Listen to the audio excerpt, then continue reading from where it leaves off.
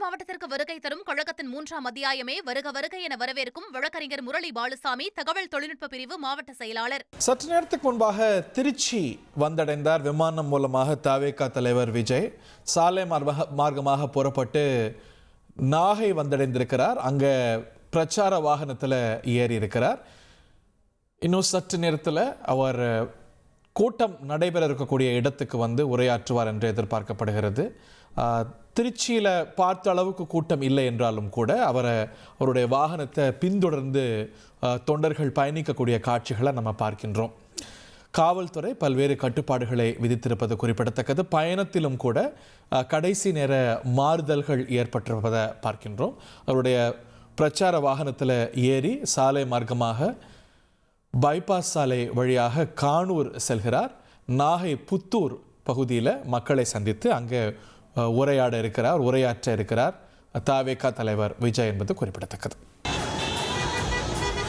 கடந்த வாரம் தொடங்கி ஒவ்வொரு சனிக்கிழமை தோறும் பல்வேறு மாவட்டங்களுக்கு சுற்றுப்பயணம் சென்று அங்கே உரையாற்ற ஏற்பாடு செய்யப்பட்டிருக்கக்கூடிய நிலையில் விஜய் 2ஆம் கட்ட பயணமாக நாகை மற்றும் திருவாரூரில் இன்று மக்கள் சந்திப்பு நடத்துகிறார்.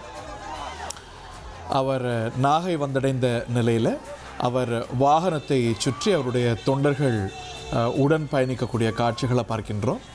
அண்ணா சிலை அருகே அங்கே அவர் உரையாற்றக்கூடிய இடத்துலையும் அவருடைய ரசிகர்களும் தொண்டர்களும் கூடியிருக்கக்கூடிய காட்சிகளும் திரையில் பார்க்கின்றோம்.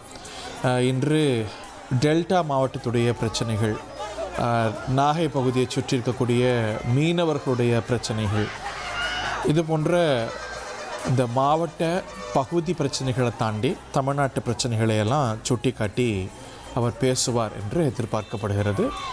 இன்னும் சற்று நேரத்தில் ஒரு 12:25 மணி அளவில் அவர் அங்கு உரையாற்ற இருக்கிறார் என்று தெரிகிறது.